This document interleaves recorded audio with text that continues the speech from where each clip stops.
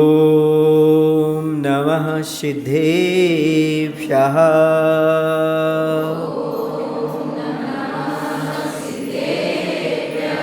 ॐ नमः सिद्धेभ्यः।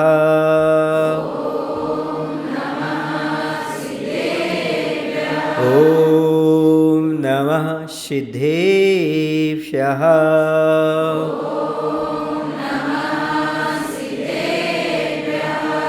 बोले अहिंसा परमो धर्म की, देवादेव श्री शांतिनाथ भगवान की, आचार्य गुरुदेव भगवान श्री विद्यासागर जी महाराज जी की, आचार्य समय सागर जी महाराज जी की।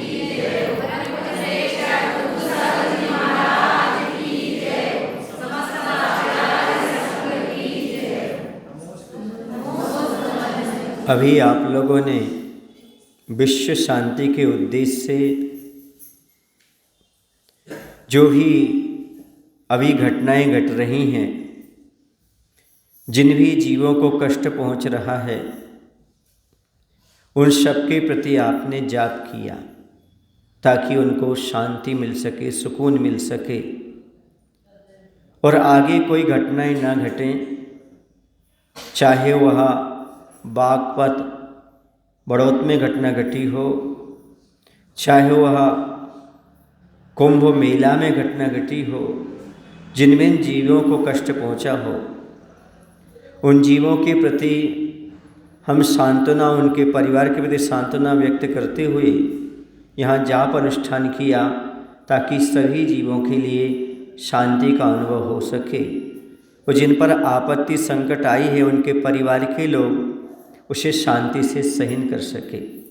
ऐसे शांतिनाथ भगवान के चरणों में बैठ कर के हमने अभिषेक किया, शांति धारा की, उसके साथ साथ मंत्र जाप किया। अब हम समझते ये हैं कि आखिरकार इन मंत्रों का क्या प्रभाव होता है और मंत्र कहलाता क्या है। बहुत सारे लोग मंत्र तो पढ़ते हैं पर आखिरकार मंत्र कहते किससे हैं ये बहुत कम लोग जानते हैं। यदि आपसे पूछा जाए तो आप ये कहेंगे नमोकार मंत्र, कोई मंत्र का नाम तो बोल देंगे, मंत्र कहते किससे हैं ये नहीं बता पाएंगे आप। मंत्र का अर्थ होता है जिसमें अनंत शक्ति, सुन रहे आप लोग कि नहीं, और अनंत अर्थ गर्भित होता है, उसका नाम मंत्र होता है। प्रत्येक मंत्र में अनंत अर्थ होता है और अनंत शक्ति होती है। जैसे ओम का उच्चारण करने पर ओम में बहुत बड़ा अर्थ है, ओम में पंच परमेष्ठी आ जाते हैं, ओम में तीनों लोक आ जाते हैं, ओम में द्वादशांग आ जाता है, जिसमें अनंत अर्थ हो, उनको फेरने से में अनंत शक्ति होती है, उसका नाम मंत्र हुआ करता है। अनंत शक्ति विद्यमान होती है। ऐसी शक्ति किस चीज में नहीं होती जो शक्ति मंत्री में नहीं होती, वो शक्ति हमारी एक मंत्र जाप में हुआ करती है। जो काम एक मंत्री राजा नहीं कर सकता, वो एक मंत्र जाप उतना काम कर सकता है, तो उसमें अनंत शक्ति हुआ करती है। दूसरा, मंत्र का अर्थ होता है जिसके जपने से कार्य की सिद्धि निश्चित रूप से होती है, उसका नाम मंत्र है। यदि मन वचन काय पूर्वक, विधि पूर्वक, यदि मन की स्थिरता पूर्वक मंत्र को जपा जाए, मंत्र का ध्यान किया जाए, तो निश्चित रूप से कार्य की सिद्धि होना ही होना है। लेकिन मंत्र मन से होना चाहिए, मंत्र स्थिर चित्त से होना चाहिए, मन में पवित्रता होना चाहिए, तभी वह मंत्र कार्य करता है। चंचलता के साथ मंत्र की सिद्धि नहीं होती। मन में और कोई विकार रख करके मंत्र पढ़ो तो उसका फल नहीं मिलता। जो पवित्र मन से आत्म ध्यान का त्याग करते हुए मात्र कर्म नजरा के उद्देश्य से मंत्र फेरा जाता है, उससे हर कार्य की सिद्धि अपने आप हो जाया करती है। मायना ये हुआ, जब मंत्र का जाप करते हैं तब इस प्रकार के जो अशाता आदि कर्म होते हैं वह क्षय को प्राप्त होते हैं। और दुख किससे मिलता है? अशाता से, अंतराय से। तो जप करने से अशाता, अंतराय आदि ये कर्म क्षय को प्राप्त होते हैं। तो जब रोग शोक आदि कैसे ठीक होते हैं? जब हम मंत्र जाप करते हैं तो अशाता का क्षय होता है, शाता मिलती है तो रोग ठीक होते हैं। क्योंकि शाता का नाम निरोगी रहना है, सुखी रहना है, और अशाता का नाम रोगग्रस्त और दुखी रहना है। और अंतराय कर्म छटता है, तो जो आपके कार्य में बाधाएं आ रही हैं, बार बार रुकावट आ रही हैं, कार्य नहीं हो पा रहा है, सफल नहीं हो पा रहे हैं, तो मंत्र जाप करने से अंतराय कर्म टलता है। तो जो आपको लाभ नहीं हो पा रहा था वो आपको जल्दी लाभ प्राप्त हो जाता है। ये मंत्रों का प्रभाव होता है। मान लो ज्ञान का क्षयोत्सम आपका नहीं बढ़ पा रहा है, आप बार बार याद करना चाहते हैं, वो चीज़ याद नहीं होती है, तो क्षयोत्सम बढ़ाने के लिए यदि आप मंत्र का जाप करते हैं तो निश्चित रूप से आपका क्षयोत्सम बढ़ेगा, आपके ज्ञान में वृद्धि होगी। इस श्रद्धान का विषय, श्रद्धा के साथ आंख बंद करके जैसे आप बैठेंगे, मंत्र का जाप करेंगे, उसके बाद पढ़ाई करेंगे, आपको निश्चित रूप से याद होगा। ये मेरी गारंटी है। यदि मन से आपने एक भी मंत्र का 5 मिनट जाप कर लिया, फिर आप 1 घंटा पढ़ाई करेंगे और 2 घंटा पढ़ाई करेंगे, 3 घंटा पढ़ाई करेंगे, जो फल आपको 3 घंटा पढ़ने में जितना याद नहीं होगा वो आप 10 मिनट पढ़ाई करके उतना याद कर सकते हो। ये क्षयोत्सम की वृद्धि होती है, ये मंत्रों का प्रभाव होता है। ये मंत्रों का प्रभाव मैं साक्षात अनुभव करके बता रहा हूँ। ऐसा नहीं कि कहीं पढ़ा हो, लिखा हो, सुना हो सो मैं आपको बता रहा हूँ, नहीं। पढ़ा लिखा सुना सब कुछ है, लेकिन इसका प्रभाव भी हमने अपने साक्षात जीवन में देखा है। जो व्यक्ति मंत्र का जाप मन से करता है वह जैसा चाहे वैसे उसको क्षयोत्सम बढ़ सकता है, जैसा चाहे उसका अंतराय कर्म का क्षय होकर के लाभ हो सकता है, जैसा चाहे वह अशाता को क्षय करके बहुत कुछ प्राप्त कर सकता है। अब कुछ लोग कहते हैं महाराज जब इन मंत्रों में इतनी शक्ति है तो फिर इस मृत्यु को क्यों नहीं रोका जा सकता? ध्यान रखो बंधु, आयु के और कर्म के जो कुछ भी हैं उनको संक्रमण किया जा सकता कर्मों में, लेकिन आयु कर्म में कोई संक्रमण नहीं होता। और जब जो आयु जितनी है उसको समाप्त होना ही, उसको बढ़ाया नहीं जा सकता। समझ आ रहा है ना?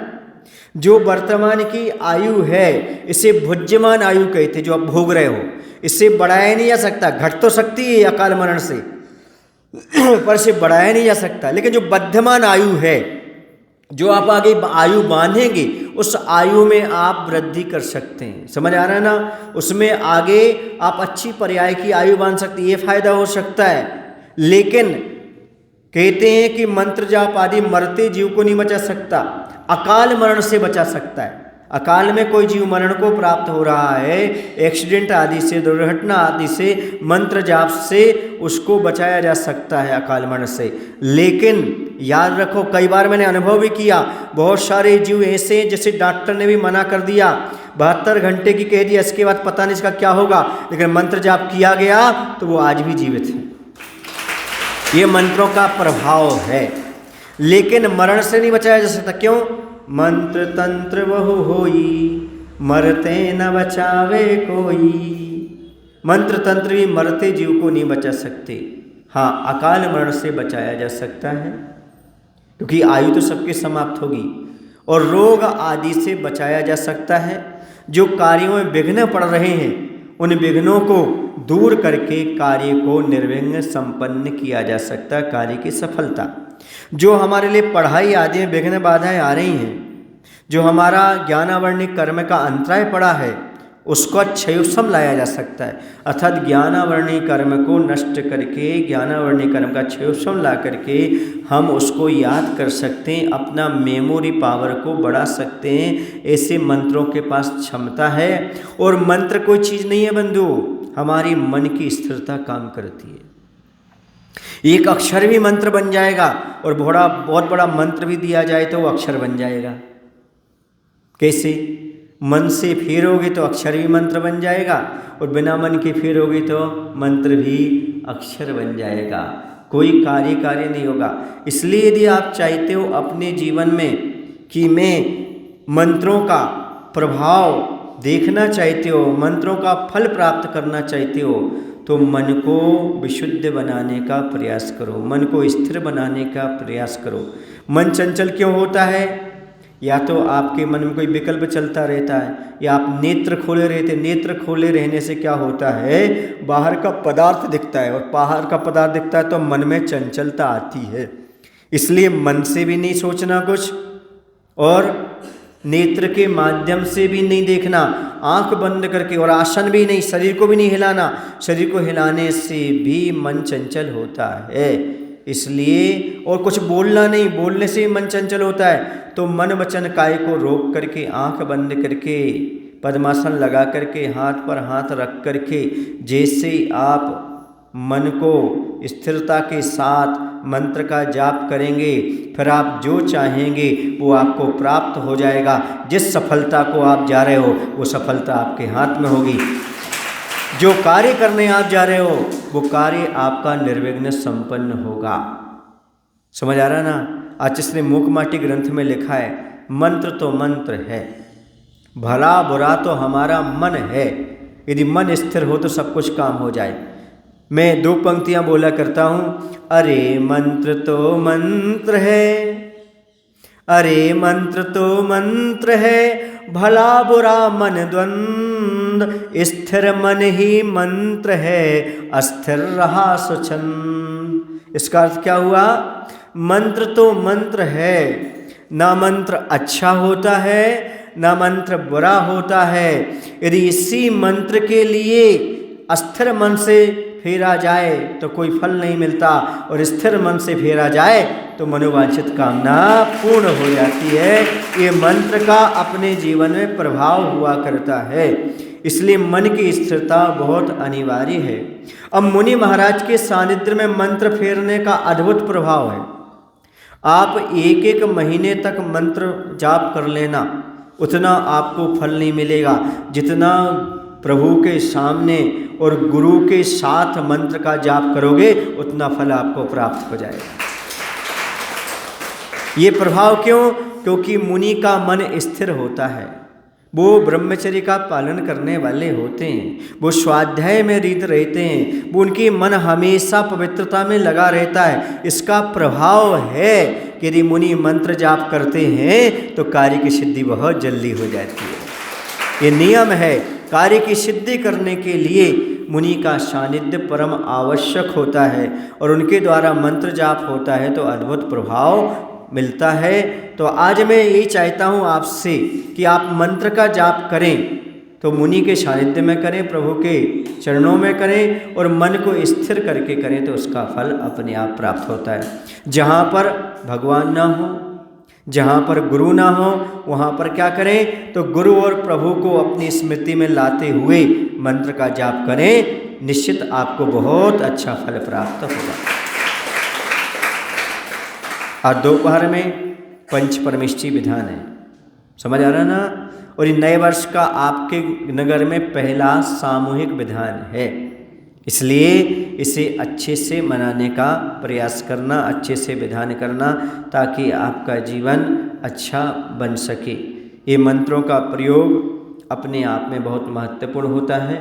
ये मंत्र को जाप करने से मन की विशुद्धि होती है, कर्म की नजरा होती है, कार्य निर्विघ्न सानंद संपन्न हुआ करता है। इतना ही पर्याप्त समझता हूँ। बोले महावीर भगवान की जय। आचार्य गुरुदेव भगवान श्री विद्यासागर जी महाराज की जय।